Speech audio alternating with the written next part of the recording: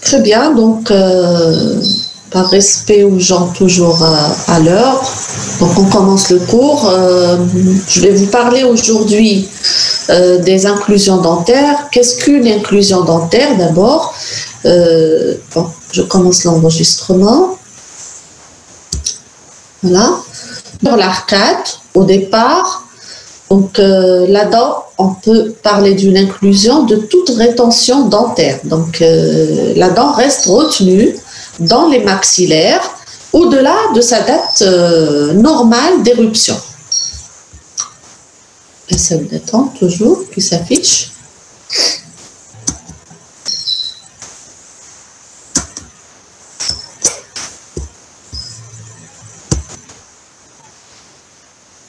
Donc, nous avons deux types d'inclusion dentaire, soit des inclusions dentaires de situation ou bien des anomalies d'éruption. Donc, cette rétention dentaire, elle est soit due à une situation erronée ou bien à un problème d'éruption dentaire.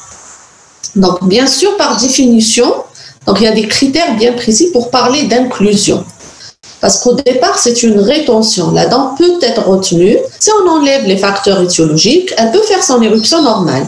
Mais nous parlons d'inclusion dentaire qu'à partir du moment que la dent, elle est à l'intérieur et elle dépasse sa date d'éruption, donc au-delà de sa date d'éruption normale. Aussi, un autre paramètre, c'est que la dent contralatérale est en place, elle est fonctionnelle. Je peux vous citer l'exemple le plus fréquent, la tresse par exemple, la canine maxillaire.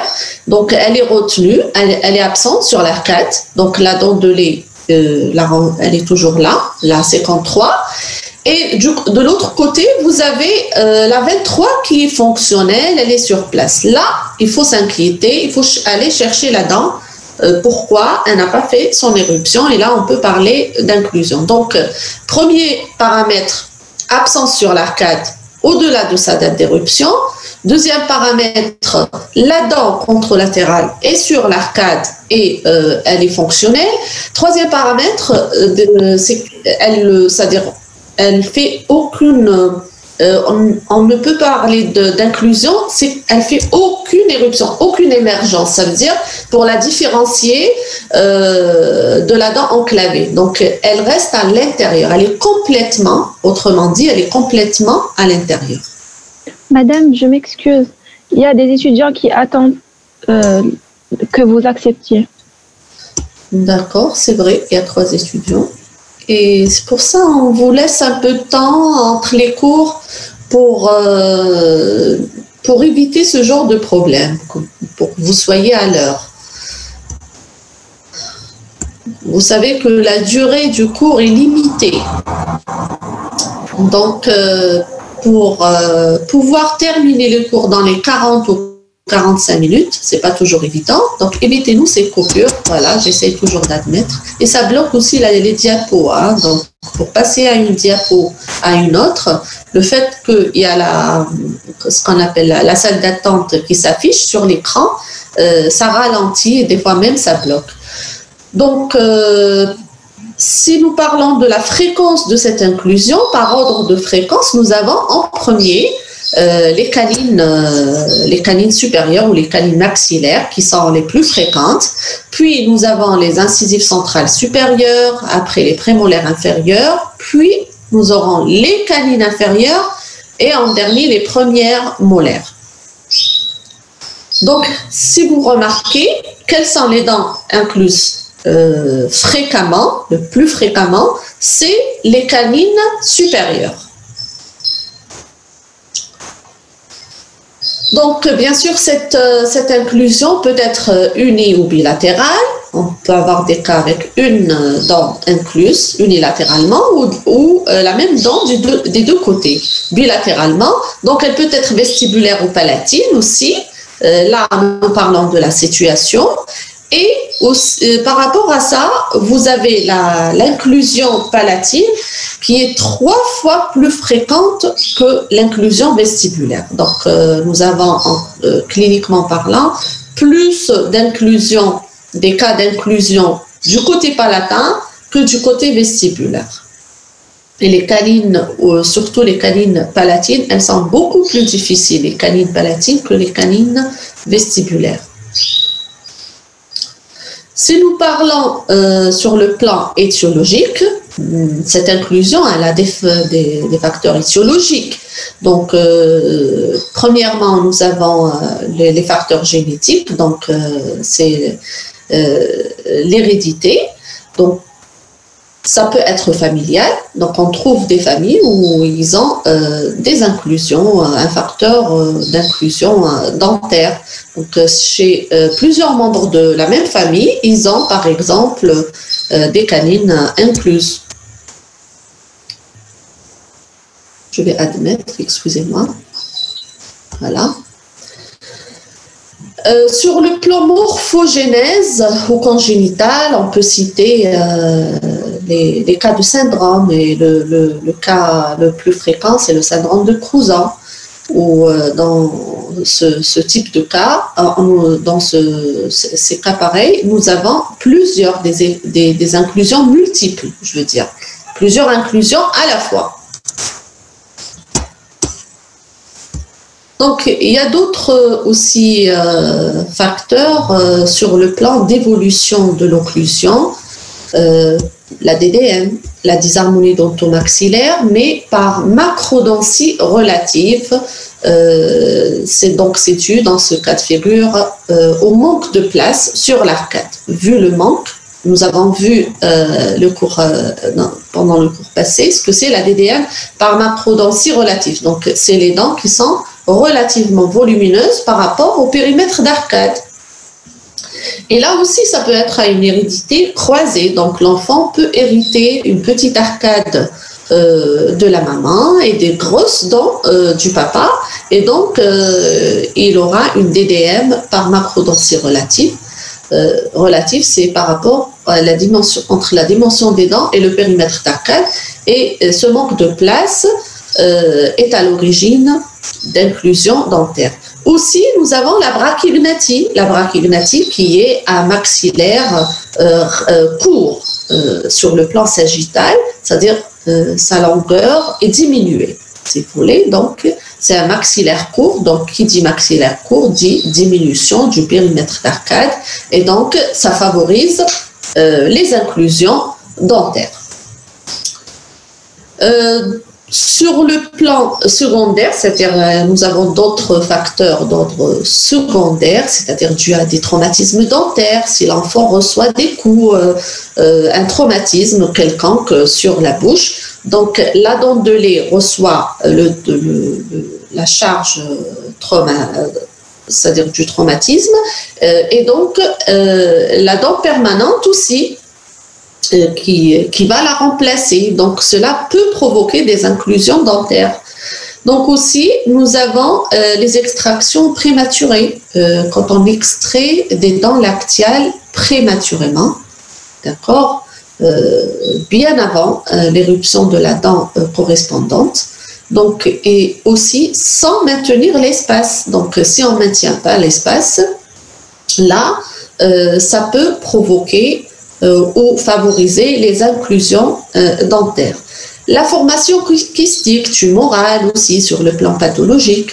Donc, dans le chemin d'éruption de la dent permanente, s'il y a un kyste ou une tumeur, donc elle peut bloquer ou elle peut empêcher la dent de faire son éruption normale. Donc voilà les facteurs étiologiques. Nous avons aussi un autre facteur qui est l'ankylose dentaire, quand la dent est dépourvue de ligaments alvéolo-dentaires. C'est ça ce qu'on appelle l'ankylose dentaire. La dent, elle est directement collée à l'os alvéolaire, il n'y a pas de ligament qui les relie, donc elle n'est pas mobile dans son alvéole, donc elle est fixée directement à l'os, ce qu'on appelle l'ankylose dentaire. Et dans ce cas de figure, souvent nous avons des inclusions dentaires. Bien sûr, cette ankylose dentaire peut être primaire ou secondaire. On peut la citer aussi dans les facteurs primaires. Donc, si la dent est dépourvue par malformation, c'est-à-dire une anomalie de morphogénèse, ou bien due à un traumatisme. Quand la dent reçoit un traumatisme très fort, peut passer à l'ankylose aussi. Bon, c'est très important de connaître tous les facteurs étiologiques, justement pour éviter l'inclusion et prévoir un traitement préventif pour, c'est-à-dire éviter toujours ce type d'anomalie qui est l'inclusion dentaire. Sur le plan clinique, comment nous posons ou comment nous allons poser le diagnostic d'une inclusion dentaire? D'abord par l'inspection. Donc, nous allons rechercher la voussure. Si la dent n'est pas très haute, on peut trouver des voussures soit du côté vestibulaire ou du côté palatin, fréquemment du côté vestibulaire. D'accord? Donc, la persistance aussi de la canine temporaire, quand la dent de lait persiste sur l'arcade, au-delà de la date de sa date de chute. Donc là, c'est un signe d'inclusion dentaire. Donc la dent symétrique, je vous ai dit ça et je le répète, la dent symétrique, c'est-à-dire contralatérale, elle est présente, elle est sur l'arcade, elle est fonctionnelle. Donc la réduction de l'espace aussi destiné à recevoir la dent permanente. Quand l'espace est réduit et des fois même absent, donc là, c'est un signe d'inclusion dentaire. Et ça peut être une raison aussi, une cause d'inclusion dentaire. C'est-à-dire, à côté, je vais voir les étudiants qui arrivent, les retardataires toujours. Voilà. Donc, les versions, par exemple, dans le cas de la canine incluse, les cas les plus fréquents, nous pouvons trouver des rotations de la latérale et même de la prémolaire. Donc là, c'est un signe de pression, une pression exercée sur ces dents, donc qui ont subi des rotations. D'accord? Donc toujours par manque de place sur l'arcade. Et ça favorise l'inclusion.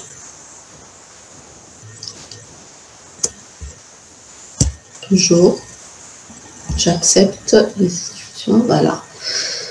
Donc là, vous avez une photo d'une canine de lait qui persiste sur l'arcade. Vous voyez la prémolaire, la première prémolaire est sur l'arcade à côté et même la latérale. Donc là, au-delà de sa date normale de chute. D'accord? Après l'inspection, vous avez la palpation. Il faut palper. Donc, toujours, bon, on peut voir la voussure, comme on peut la palper. On peut palper la présence d'une voussure. Admettre encore, voilà. Ça bloque. Ouais, c'est bon. Donc, parfois on a une absence de voussure. Il n'y a pas de voussure ni du côté vestibulaire ni du côté palatin. C'est un signe d'une inclusion très haute, d'accord? Ou centro-osseuse. Elle peut être centro-osseuse aussi.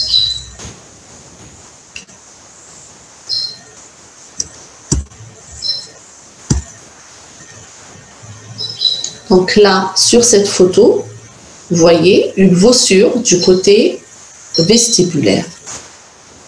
Donc là, c'est la dent de lait. Vous voyez, et juste au-dessus, vous avez la voussure de la canine permanente. Bien sûr, cet examen clinique doit être complété par des radios, parce que vu que c'est des dents à l'intérieur des maxillaires, donc il faut une exploration radiologique. Nous pouvons commencer par une radio panoramique pour avoir une idée générale de sa situation. Donc voilà, et aussi pour confirmer l'inclusion, que cette dent n'est pas absente par agénésie ou elle a été extraite prématurément, d'accord? Et aussi pour voir le degré de risalise de la dent de lait. Voilà, là vous avez plusieurs panoramiques de plusieurs cas d'inclusion. Ce que vous voyez là en haut, c'est une canine incluse. une autre canine incluse avec un axe plus ou moins plus favorable par rapport à la première. Et en bas, ce que vous voyez en bas, c'est une deuxième molaire permanente incluse avec un axe très défavorable. Et comme vous voyez là, elle est très proche du rebord mandibulaire inférieur. Donc là, il y a un risque de fracture. C'est une zone très fragile. Donc, si le patient peut recevoir un coup là, donc ça peut créer une fracture. Et même dans des cas de figure, le pathologiste refuse souvent d'aller chercher la dent vu le risque de fracture. Parce que s'il commence à enlever l'os qui bloque la dent, ça peut fracturer. Nous avons le mordio-occlusal, ça nous donne une idée surtout sur les canines de situation palatine. Comme vous voyez sur ces plusieurs mordus, donc là nous avons une canine incluse du côté palatin, on regarde de la latérale. Donc là sur la deuxième photo, vous voyez, il y a deux canines incluses du côté palatin.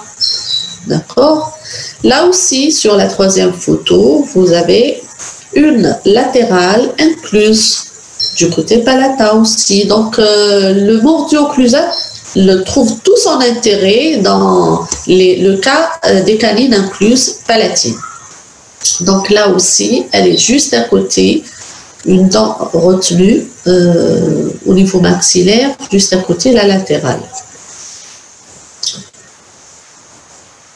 Donc, bien sûr, la radiographie tridimensionnelle reste l'exploration radiologique de choix pour ces cas de figure. Donc, on l'appelle aussi le dentascan, plus précisément pour ce qui concerne, c'est-à-dire les radiographies à intérêt dentaire. Donc là, pourquoi il est...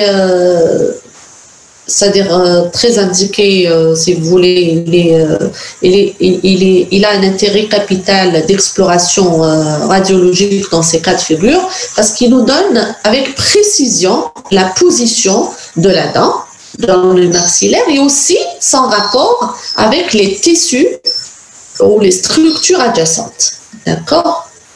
Surtout quand l'indication de traction dentaire est posée. D'accord ? Donc, si on veut aller chercher cette dent pour la tracter sur l'arcade, il vaut mieux demander un dentascan pour voir son rapport avec les tissus adjacents. La téléradiographie de profil, elle peut nous donner plus d'informations sur cette situation, mais plus précisément, dans ce cas de figure, c'est la situation antéro-postérieure. D'accord ? Donc, les téléradiographies de profil, on ne la demande pas pour explorer la situation du canine, mais plutôt lors de l'examen radiologique, c'est-à-dire pour une anomalie donnée, une classe 2 squelettique ou une classe 3, ça peut révéler la présence des dents incluses, canines ou autres. D'accord ? Voilà ce qu'on appelle la téléradiographie de profil. Donc là, vous voyez, nous avons une canine incluse qui est plus ou moins proche de la ligne d'arcade. Donc elle est là, voilà, mais elle est toujours incluse.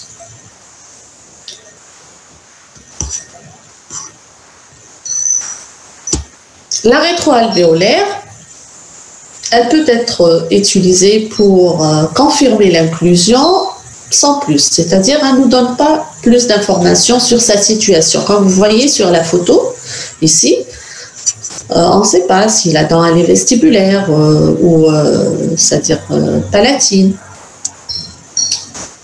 Mais elle confirme l'inclusion de la dent. Donc, je répète, la radiographie de choix reste la radiographie tridimensionnelle qui nous donne plus d'informations sur cette situation exacte. Donc, nous passons au traitement. D'abord, il faut penser au traitement préventif. Mais le traitement préventif n'est indiqué qu'à l'état immature, c'est-à-dire quand la dent elle a toujours un pouvoir éruptif. Donc, on pense à extraire la dent de lait pour favoriser l'éruption de la dent permanente. Mais là, il y a aussi des indications précises. Quand la dent permanente présente un axe plus ou moins favorable, c'est-à-dire elle n'est pas loin du chemin d'éruption, de son chemin d'éruption, de sa position sur la tête, comme vous voyez sur la photo, la dent en vert, et aussi, elle présente un axe favorable, c'est-à-dire elle n'est pas à l'horizontale. Si elle dépasse 91% d'inclinaison par rapport à une verticale, là, elle est à 91% plutôt verticale, si on la compare par rapport à cette verticale que vous voyez en rose. Donc là, c'est favorable. Ça, c'est le cas favorable. Le cas défavorable, quand elle atteint les 64%. D'accord. Et aussi, un facteur très important, c'est qu'elle est loin. Regardez, la dent marquée en blanc, ici, elle est loin de son site d'éruption. D'accord. Donc, extraire la dent temporaire, ça va servir à rien. Ça ne servira à absolument rien. Donc, autant garder la dent de lait pour un traitement après orthodontico-chirurgical. Donc, on n'extrait pas la dent de lait, on tente une traction, voici la dent, elle répond bien aux tractions orthodontiques. Après, poser l'indication de la dent de lait. Parce qu'une dent de lait, ça peut être préservé toute la vie, parfois. D'accord? Donc, on ne pose pas l'indication de l'extraction si l'axe n'est pas favorable, premièrement, et si la dent est loin de son chemin d'éruption. D'accord? Donc, le Madame, préventif, c'est l'avulsion de la dent temporaire. Oui? Madame, vous pouvez répéter, c'est quoi l'axe le plus favorable de l'éruption de la canine? Oui, l'axe, là, c'est à peu près à 91%, c'est-à-dire par rapport à cette verticale. Autrement dit, c'est en dehors des chiffres, elle est plutôt verticale, la dent. D'accord? Vous voyez la canine ici en vert, elle est proche de son site, d'accord, d'éruption. Oui. Et aussi, elle est plutôt verticale sur le plan tridimensionnel, d'accord? Et dans le cas défavorable, elle peut présenter le même axe, mais elle est loin de son site d'éruption, d'accord? Ou bien elle est horizontale.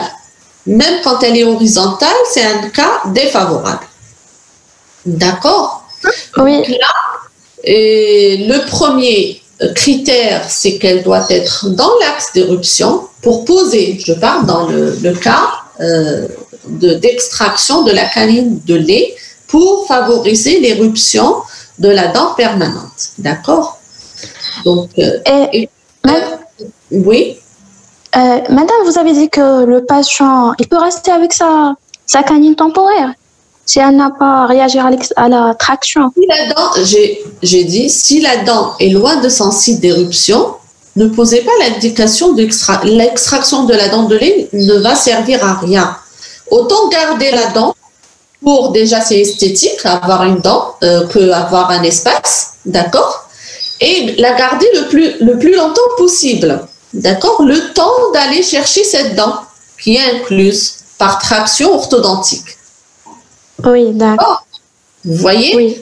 Pour vous dire que c'est un traitement préventif. Dans des cas pareils, on peut avoir la canine permanente sans traction orthodontique. C'est-à-dire, il suffit juste d'extraire la dent de lait. Il faut juste extraire la dent de lait, d'accord? Si la dent présente un axe favorable et elle est dans le chemin d'éruption, dans son chemin d'éruption, elle peut émerger. D'accord? Voilà. Maintenant, si elle est loin de son chemin d'éruption et si elle présente un axe défavorable, voire c'est-à-dire très incliné ou bien à l'horizontale, là, c'est très défavorable. L'extraction de la dent de lait ne va pas faire, c'est-à-dire ne va pas répondre à l'indication. Donc, un autre geste préventif, c'est le maintien d'espace. Maintenant, si la dent est a été extraite par carie, par cellulite, abcès et tout, il faut au moins maintenir l'espace à la dent permanente pour qu'il n'y ait pas une résorption de cet espace qui favorise l'inclusion et le maintien de cette dent à l'intérieur du maxillaire. Je vais admettre. L'avulsion des dents surnuméraires, parfois la dent reste incluse à l'intérieur. Pourquoi? Parce qu'il y a un obstacle qui gêne son éruption. Donc la présence des dents surnuméraires peut être une cause. Présence de dentin ou de mésiodins dans le chemin d'éruption de la dent permanente. Donc il faut enlever l'obstacle et la dent va faire son éruption normale. Toujours dans les actes préventifs, c'est l'expansion, faire de l'expansion des arcades, c'est-à-dire avoir plus d'espace sur les arcades pour faciliter l'éruption des dents permanentes, pour éviter les inclusions. Parce que souvent, elles restent incluses par manque de place sur l'arcade. Et la fermeture thérapeutique des diastames interincisifs, acte préventif, quand le présente un diastème important, par exemple, ou des espaces entre les incisives antérieurement, en fermant ces espaces, on gagnera l'espace pour les canines bilatérales. Et donc, la canine fait son éruption facilement. Ces gestes sont des gestes préventifs, sont nécessaires et utiles et bénéfiques quand la dent est immature. D'accord? Ça veut dire elle n'a pas dépassé sa date d'éruption normale, physiologique. Donc, elle peut poursuivre son éruption, le fait de créer l'espace sur l'arcade ou de maintenir l'espace sur l'arcade et d'enlever les obstacles qui sont dans son chemin d'éruption.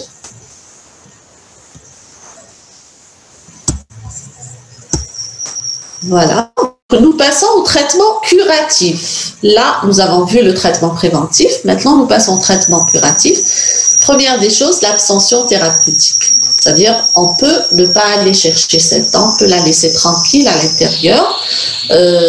Dans les cas où l'esthétique du sourire est préservée, donc la canine de lait n'est pas mobile.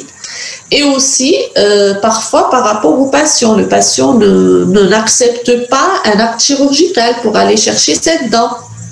Un autre motif, aussi, l'impossibilité de mettre cette dent sur l'arcade, parce que si le spécialiste en pathologie nous contre-indique la traction orthodontique, eh ben, on ne peut pas aller la chercher. Nous allons voir les raisons après. Par exemple, je peux vous citer le cas où la canine ou une autre dent, pour ne pas dire que je cite uniquement la canine, le cas qu'on a vu par exemple tout à l'heure, la molaire incluse au niveau mandibulaire. Donc, aller chercher cette dent, ça veut dire une perte osseuse et donc risque de fracture. Donc là, c'est une contre-indication, il vaut mieux s'abstenir.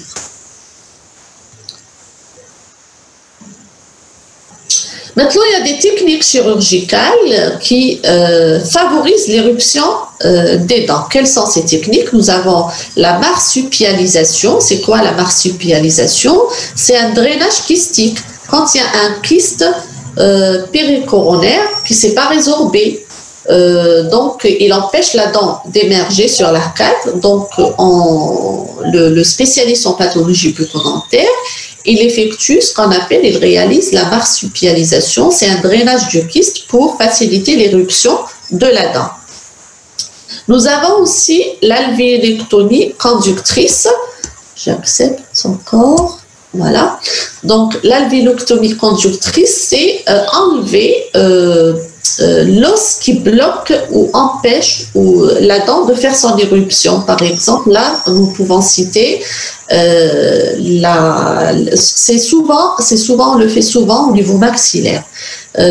Quand il y a une quantité d'os qui empêche la dent de sortir, d'émerger, on peut enlever un peu d'os pour faciliter l'éruption dentaire. Le redressement chirurgical, appelé aussi ostéomie conductrice, là aussi, c'est redresser la dent pour faire son éruption. Quand par exemple, je vous cite l'exemple le plus fréquent, c'est quand la canine, la couronne de la canine bute contre la racine de la latérale. Là, on redresse par un acte chirurgical, ils ouvrent, c'est-à-dire comme s'ils éloignent la pointe de la canine de la latérale, et ce qu'on appelle le redressement chirurgical pour faciliter l'éruption de la dent. L'avulsion reste le choix de dernier recours. On peut extraire la dent si elle est à l'origine d'infections multiples, de cellulite. Donc, si elle est aussi à l'origine de céphalées, fréquemment, donc si elle est aussi responsable, surtout, l'indication la plus fréquente, c'est quand elle est à l'origine des infections, des céphalées, c'est-à-dire c'est un problème pathologique. Voilà. Et aussi, quand on ne peut pas, la possibilité de la mettre sur place n'est pas possible. C'est-à-dire, c'est-à-dire sur le plan orthodontique, on ne peut pas la mettre, elle présente un axe défavorable. Par exemple, surtout les canines ou les autres dents, une dent incluse à l'horizontale, c'est très difficile de la mettre en place. Voilà. Et en fait, c'est une décision qu'on prend ensemble, l'orthodontiste et le pathologiste. Lui, il va donner ses raisons sur le plan patho, donc comment il va chercher la dent, est-ce qu'il peut nous aider à placer notre attache pour la tracter, ou le fait d'aller la chercher, ça fait un capital osseux, une perte osseuse importante, donc il contre-indique la traction. Voilà. Mais ça reste une solution de dernier recours.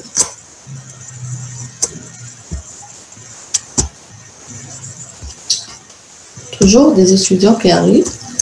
Alors, voilà, donc là, je reviens. Donc là, je vous montre les différentes étapes orthodontico-chirurgicales. Maintenant, si on a fait toutes ces techniques que je viens de vous citer, les techniques d'alvéolectomie conductrice et tout, ça n'a pas marché, on passe à la technique orthodontico-chirurgicale. Ça veut dire, c'est le travail en collaboration avec le spécialiste en patho. Donc, l'orthodontiste va travailler en collaboration avec le spécialiste en patho pour la mise en place de cette dent sur l'arcade. Donc, premièrement, c'est l'orthodontiste qui commence, donc une étape orthodontique, donc d'élargissement des arcades. Donc, la première étape, c'est créer l'espace avant de recevoir cette dent sur l'arcade. Il faut qu'il y ait de l'espace pour cette dent. Donc, comment? Soit avec les moyens d'expansion, on peut utiliser ces moyens d'expansion type disjoncteur, Quadilix pour élargir. Nous avons ici ce qu'on appelle l'arc de Nance ou palatin pour maintenir l'espace. Si l'espace, on a de l'espace et donc pour le préserver. Et aussi, on peut utiliser et renforcer en vestibulaire avec la technique multi-attache fixée. Voilà. Là, sur cette photo, ce que vous voyez là, c'est un ressort, ce qu'on appelle le coil comprimé. On le met comprimé sur l'arc. Après, il s'ouvre progressivement et délivre des forces légères et continues pour ouvrir l'espace. D'accord? Pour la canine. Quand vous voyez là, l'espace n'est pas suffisant pour recevoir une canine. Donc, il faut ouvrir avant de passer à l'acte chirurgical. Maintenant, ce que vous voyez là, c'est l'acte chirurgical, juste pour vous donner une idée. Donc, souvent, ils font un lambeau déplacé, donc à la recherche de la dent chirurgicale. Donc, on demande au spécialiste, on programme le patient pour l'acte chirurgical avec le spécialiste en pathologie une fois que l'indication est posée.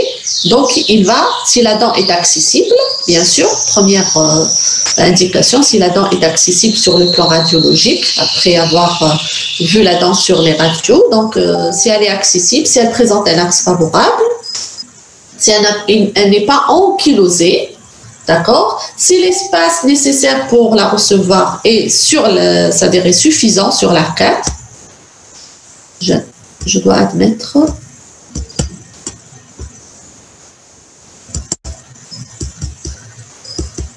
Voilà. Donc je répète, encore des étudiants qui arrivent, voilà.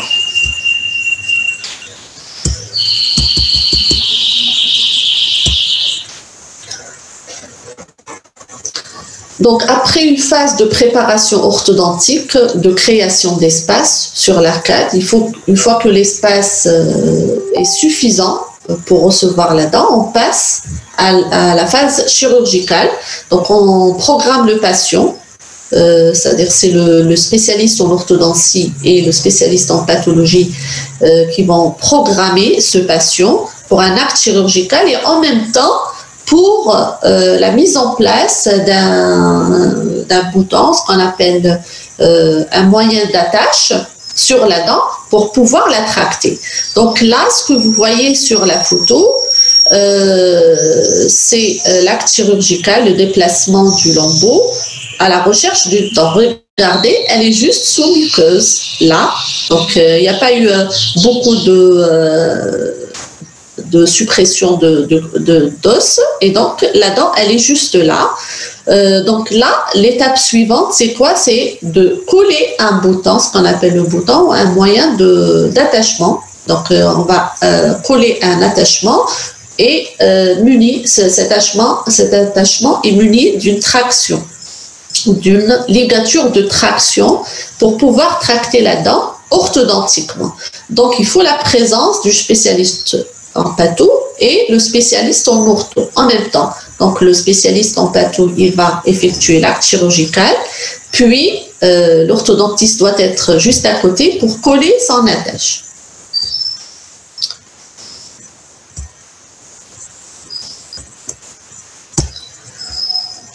Voilà.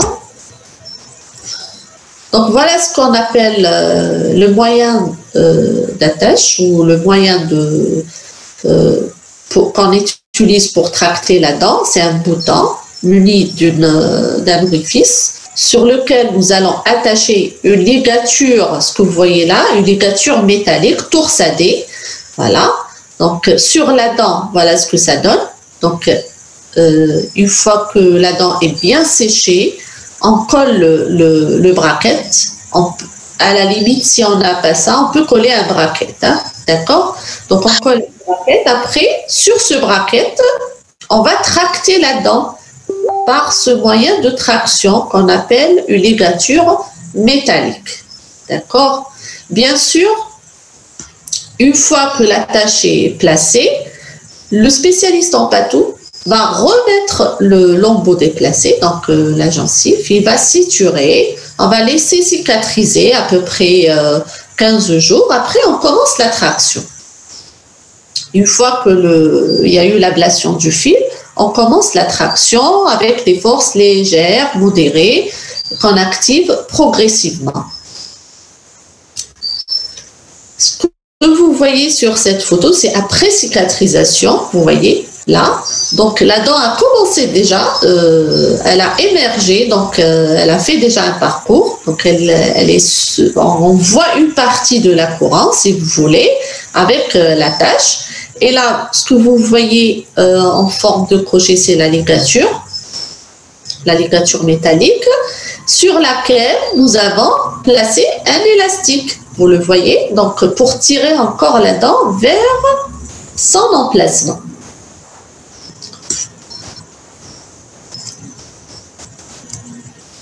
Voilà, donc on termine le cours avec ça, la mise en place de la dent sur l'arcade. Donc ce qu'il faut connaître, c'est les étapes du traitement ou la mise en place de la dent incluse.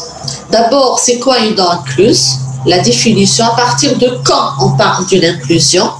D'accord, on a vu ça ensemble.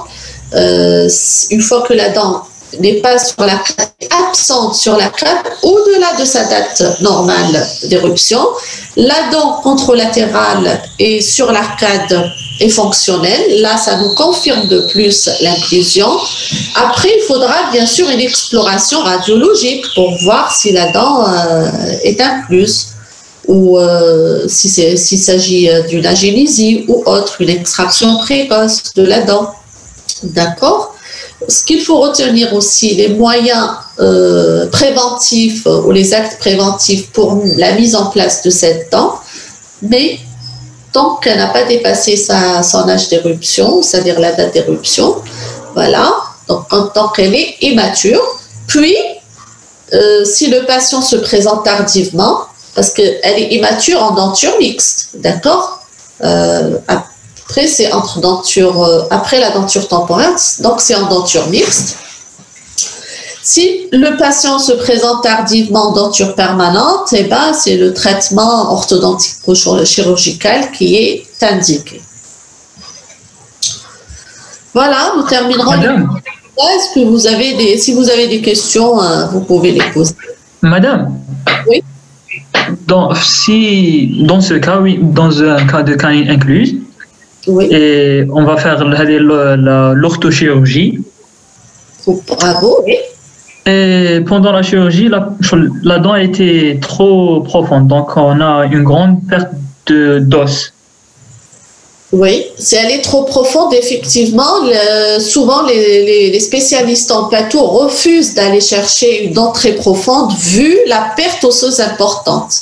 Donc le capital osseux qu'on va perdre, on va perdre une bonne quantité d'os et là, il y a un risque infectieux, il y a un risque, c'est-à-dire aussi de perte osseuse importante. Donc là, ils refusent. Donc là, c'est l'indication de l'abstention thérapeutique. D'accord ? Voilà. Et dans ce cas, dans le cas où elle est pas tellement profonde, est-ce qu'on doit... Pas très loin, oui. Pas très loin. Est-ce qu'on doit faire une greffe après cette chirurgie ou pas la peine? Ou là, une cicatrisation? Greffe de quoi? Une petite greffe osseuse ou la... Osseuse, non. Ou la conjonctive. Non, osseuse, non, on n'a pas besoin. Par contre, il y a des cas où on a besoin d'une greffe gingivale. Quand la dent, oui, gingivale. Par contre, une fois que la dent est mise en place, il y a un manque de gencives sur la dent. D'accord. Là, on a besoin de maquiller ce manque par une greffe gingivale. D'accord. Voilà. Pourquoi je vous parle souvent d'inclusion dentaire? Premièrement, parce que c'est l'inclusion la plus fréquente. Et deuxièmement, c'est la plus demandée. La traction de la canine. Parce que quand il s'agit de prémolaire, c'est soit l'abstention, c'est soit l'extraction. D'accord?